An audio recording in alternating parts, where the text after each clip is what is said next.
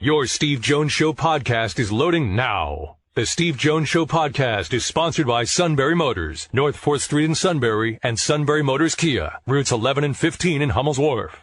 One of the truly outstanding closers in Major League Baseball during his time, especially with the Padres, joins us. Sir, welcome to the show. It's an absolute pleasure. Hey, thanks for having me. I always tell people that in today's game that every team is searching for the 6 through 8 inning guys, innings 6, 7, and 8, and it's whomever gets lucky ends up doing really well in a particular year. When you hear that statement, what do you think? What, that everybody's looking for a 6, 7, 8 guy, or just everybody's looking for them, and then they put together a roster of them, and then you luck out, and a couple of guys have really terrific years, and it swings the season for you. Well, well, everybody's looking for those guys. I'm huge on if you have relievers, and if you delegate a guy and say, look, he could be a lefty or righty or whatnot. Hey, I want you to be our 7th inning guy. I want you to be our 8th inning guy. And you tell them that, so be ready for this. I almost feel like there'll be better pitchers in the bullpen and stuff instead of going, well, I'm just going to go with the hot hand. If people know their roles, it's almost like if you have a center fielder and a right fielder and a left fielder. If you just told them, hey, you're my outfield, and you just switched them up every game. One goes in center one day, and the next day he's in left, the next day he's right. They'll be good outfielders, but they're not going to be great outfielders. So I think in today's game, everybody's looking for those middle guys, but everybody just kind of throws whoever's hot out there, and they don't delegate it. And the teams that delegate it are the teams that have success and do very well. Yeah, it's interesting you say that because when I look back at the 2015 Kansas City Royals, okay, when they won it, they had a 7th inning guy, they had an 8th inning guy, and they had a closer. And I think Herrera was the 7th inning guy. I think Davis was the 8th inning guy, and I can't remember who the closer was. My apologies. It's all right. I'll get through someday. I think it is great that I remembered it.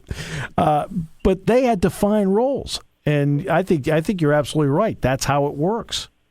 Yeah, so here, I'll give you an example. So I came to San Diego in 2007, and they had Clay Meredith as a 7th inning guy. They had the 8th inning guy, as in Scott Linebrink, and then Trevor Hoffman as the closer. And they told me, we have, we kind of need like that bridge. We kind of see you as a 6th inning guy. And I said, okay, but there's going to be times that our 7th inning guy is down, and we're going to have to you pitch the 7th because he's pitched too many days in a row, vice versa. And then, if both of them are down, we might need you to pitch the 8th inning. And then if all 3 of our horses are down, you might have to pitch the 9th inning, closing. And so what I'm trying to tell you is, as me, when I first got there, I was a 6th inning guy. And I did really well, but when Clay Meredith was our 7th inning guy, and he was struggling or whatnot, I wanted to step into that role, not to take the role from him, is to help him out. Like, I wanted the team to win, and when Clay, because he's our guy, when he comes back and, maybe he's leaving pitches up or mechanically he's doing something funky, when he gets his rhythm back, I'll take a step back and he'll step in front of us, and then is one of those things. I kind of moved up the ladder, and it was the same way when we traded for Scott Linebrink to the Brewers that year because we needed a left-handed Joe Thatcher, I think it was, and we got our left-handed reliever because we didn't have any lefties in our bullpen. And I became the 8th inning guy, and everybody's like, "You're going to take over as closer." Well, that year I had no intention. I wasn't thinking that. All I was thinking was, if Trevor's down, and I did get a few saves that year, to help the team out, but that's his role. That's his, we're all defined as roles here. Even when there's other guys that we were all, like, I was shut down because we pitched so many days or whatnot, other guys would step into our role and just bridge that gap, because we had the day off or whatnot, and then come back. It wasn't a competition like, I'm going to do better, and then I'll be the 8th inning guy. It was, everybody had their defined roles, and everybody helped each other out, and the bullpen's a different breed. It's like a big family down there. So we don't allow anybody in the bullpen unless you're cool. So starters they're not allowed to come, but because we have a tight-knit family down there. But when you have a tight-knit family, and I've been part of bullpens with tight-knit and bullpens that everybody's just looking out for themselves, the tight-knit families always did better as a group and as a team than the individual guys, even if we had, guys that throw hard and were studs. So, yeah, I believe kind of like what you're saying. If you can define and say, you're my 7, you're my 8, you're my 9, and then you're my mop-up guy, you're my 6th inning, and you're a guy that's helping these other guys out, everybody will be like, okay, I'm good. Let's go win. And you had 132 saves in a 3-year span with San Diego and 3 All-Star appearances because of it. You talk about the tight-knit family. What did the tight-knit family in front of you when you were the closer mean? Everybody was on the same page. Everybody's trying to help each other out. Nobody's in competition of each other. Nobody's trying to take roles from each other. Everybody's going out there and trying to help each other out. Because I'll give you an example. If you bring your 8th inning guy in or your closer in the game, all 7 guys on playing defense is excited. Besides the fans, they're almost like, dude, we're going to win this game. We got this game. Yep. But when you bring a guy in that maybe some outfielders don't, they're like, oh, why are we bringing this guy in? Yeah. Right. Then I don't believe – I think they always try 100%. I don't think anybody really dogs it that I can tell. But it just seems like they don't get to those balls that it's kind of like when I was closing in San Diego and a ball was hit, I felt like the outfielder would always catch it. And then some guys would come in and, we're up by say 4 or 5 runs, somewhat close, but we're still winning. So they'd put somebody else out there. It just seemed like our outfield didn't get those balls. I think they were still trying, but when you just know, you feel like, oh, we got this. You'll make that amazing diving catch in the outfield or infield. You'll make that great throw right on point. But when you're like, oh, man, I don't know why he's pitching, then all of a sudden mentally you're just kind of like, oh, man, and then maybe you try to do too much or you're not. So, yeah, I'm big on defining roles. It's today's game, how analytics, this guy throws a great slider and this guy can't hit sliders. I don't know about that. This guy rotation hits 3 million and this guy can only hit 200,000 rotations. I don't know. whatever happened to this guy's, it's his birthday today. I'm going to play him because you always get hits or do great things on your birthday. That's an analytic. Yeah. Just take the date. You talk today. to any old player from the 80s, early 90s or before, really. Anybody with a birthday, we're starting you. You're starting on the mound, you're starting in the field, doesn't matter where. Somehow you did something good. Yeah, you usually had a good game. Yeah. Yeah. That's kind of the thing. They also say today, based on analytics, that if I need a couple of outs and I can win the game, or at least I perceive I can win the game in the 7th inning, I'll bring my closer in there. Now, obviously, players have to adapt to that. But when you hear that, what do you think?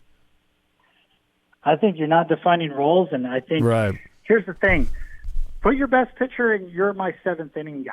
Yep. Because how do you know the 7th inning is this? How do you know the 8th inning? How do you know your defense is going to be there? Right.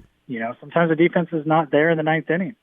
I just think you define roles. And, let me put it this way. In San Diego, when Clay Meredith was a sidewinder, he probably could have closed games. Trevor Hoffman definitely could have closed games. Right. Scott Linebrink, originally, when he came over in San Diego 4 or 5 years before me, he was supposed to take over for Trevor Hoffman.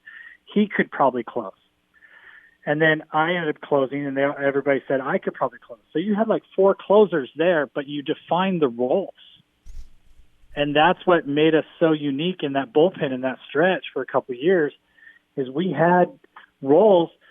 We could have all been closers. When I was closing, Mike Adams was my setup guy. He closed for the Texas Rangers a few years later. That's right. We had Ernie Niesto. I'm going to say that wrong because I say Latin guys' names wrong all the time. Right. I can't roll my R's. But Niesto, he closed for the Angels for a couple years. And he was our 7th inning guy. So it's one of those things, if you just have to find guys that can close games, and then you define, you're my 7th, you're my 8th, you're my 9th. Let's go. What does it mean to mental preparation on a daily basis when you do know what your role is? Well, in the bullpen, in the 5th inning, I started imagining and mental preparing myself and stretching physically, but mental preparing myself who is going to be up in the 9th inning. Right. And then if nobody gave up a hit, and if somebody gave up a hit, then I would redo it. And then I'd kind of picture in my head who was going to, if I was going to face this guy, how would I face him in this situation? How would I face this guy in this situation? Every inning, from the 6th inning, 7th inning, even the 8th inning. And then go out there like I already did it mentally in my head. And when you're the 6th inning guy, you start doing it in the 4th inning, 3rd or 4th. When you're the 7th, you kind of do it in the 4th or 5th. And everybody does that. And it's funny because when I said the bullpen's a family, roughly the first 3 innings, everybody's joking around, having a good time, having fun. And then at about the end of the 3rd, you start seeing everybody start getting quiet. Everybody's focusing on the game more, what they have to do, what their role is. We're all predicting, hey, it's going to probably be this guy, it's going to be that guy coming in because we have all our roles. And there wasn't too much of a shock like, what, it's me pitching or he's going in this game? And we're all like, let's go, get ready, because it's going to be your time, this and that, and everybody's preparing. And if you have a question like, hey, how do you face this guy? Or, my slider's not good today. Is there a chance I can throw something else? What do you get this guy out on, Heath? Or Mike, what do you get this guy out? We would talk to each other. And I think everybody wants everybody to do so well, and we're not in competition of each other. We just want to win the game and help the starter, win that game and help the team win. And we're all just trying to help each other out, have great years. And at the end of the year, we'll look back and look at our numbers. So mental preparation is really key. But it's also, I think it's very important when you have your roles, then you can mentally prepare yourself for what you need to do. If I was the closer and all of a sudden they call in the 6th inning and go, hey, we need you now. Okay, well, I didn't mentally prepare. Now I just got to go out there and physically do what you're asking me to do without my preparation. So, all right. How many pitches did it usually take for you to warm up when you were the closer? I mean, you knew what your role was going to be, so how many pitches did it usually take? In college, I learned how to get ready in 10 pitches. Oh, good. And I'll tell you this, and they taught me how to do this in college. They said you get 8 on the field. Well, now there's a time clock, so you got to be quick. Right. But you had 8 on the field, and right around the 8th or 9th pitch, you could say, hey, I'm ready. You're going to get 3 to 5 pitches. By the time the coach calls, the other coach picks up the phone, or you relay the hat signals. And then you might have 1 or 2 pitches after that while the coach walks out there slow. So you'll end up, you say you're ready in 10 pitches, but you really end up throwing like 22 pitches, after warm-ups. So you have enough. But then I was also taught everything, and we all were taught this, but we forget about it. Every pitch is like a fastball. Your curveball, your changeup, your slider, split, it doesn't matter. So if you can get your fastball going exactly where you want it, like locate it, then it's just a different grip. If you take that mental aspect, there you go. You just have the different grip, and you throw it like a fastball. So if you got your fastball working, everything else should fall in line. Same arm slot, different grip. Yep, all it is a different grip. Nothing's different except for the grip. Yeah. And I was preached that in college, and I took that the rest of my career. When you look at the analytics of today's game, what do you like about it? What don't you like about it? I don't like how it's like matchup. Every single, person is matching up against matchup. I think the integrity of the game has kind of disappeared a little bit. There's not a game. It's more of like, I wouldn't even say a chess match, because a chess match can be fun too. It's like go back to World Series 2 years ago when Snell was dealing. Yeah, they took him out. They took him out because analytics said Mookie Betts' third time hits better off Snell, but also Snell struck him out twice, his first 2 at-bats. Mm-hmm. Well, reporting to analytics, there should never be a no-hitter or never a perfect game in the rest of the baseball, because analytics says no. Whatever happened to the manager, I got a gut feeling this guy's going to hit. I just got a gut feeling this guy's going to do it. Analytics, and this is what I hear. I don't know. I kind of know, but I'm not going to tell you exactly to be fact. But I've heard from high sources, the managers don't even make lineups anymore.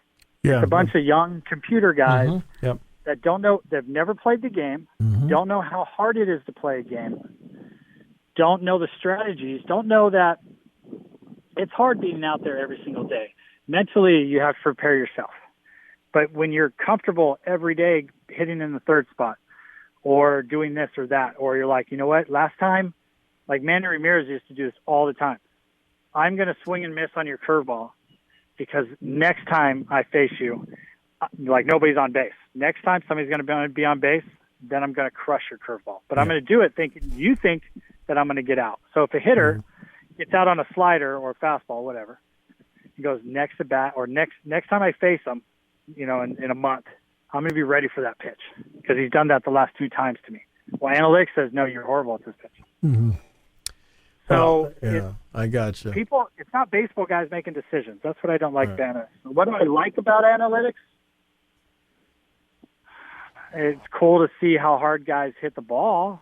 Yeah, I tell the people that I say that I've said all the same things you have because to me, in doing this for a long time, and I do football, baseball, and basketball as my primary 3. Gotcha. There are multiple ways to win. Analytics happens to be one of them, and the problem I've had with sabermetrics people is they think it's the only way to win. And exactly. You and I know there are multiple ways to do it. Yeah, so I guess I'm going to plug myself, but I started a podcast like a couple weeks ago, and I talk about the Padres mostly, but baseball. And the thing is I talk about like pitching, and I know pitching, and a lot of people know pitching, and like I just said, everything leads off the fastball. I feel like analytics is like your curveball. It's like your changeup. You just can't keep throwing a changeup all the time.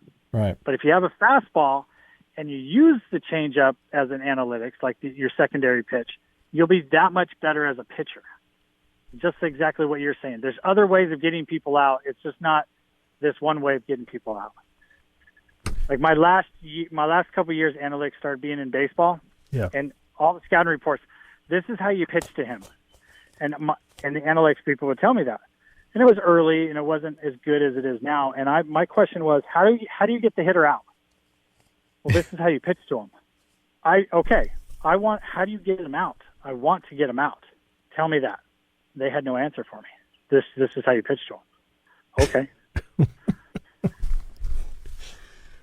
So I always say the same thing over and over again. I've actually been to the campus of MIT. They have no national championship banners. All right, so we'll leave it at that. I can't wait to get you back on the show. It was a lot of fun. No, thanks for having me. If you get a chance, listen to my new podcast. I probably have about 2 followers right now. It's called Ring the Bell. Perfect. Mostly about the Padres, but I talk about baseball a lot. I'm a big baseball nut.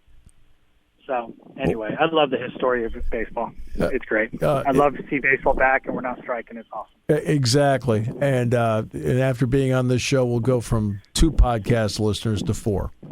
Perfect. Yeah. That's great. See, that's double my rating. That's the impact I have. All right. That a boy. Thank you. Hey, thanks, Heath. Appreciate it. Bye-bye. We'll talk to you soon.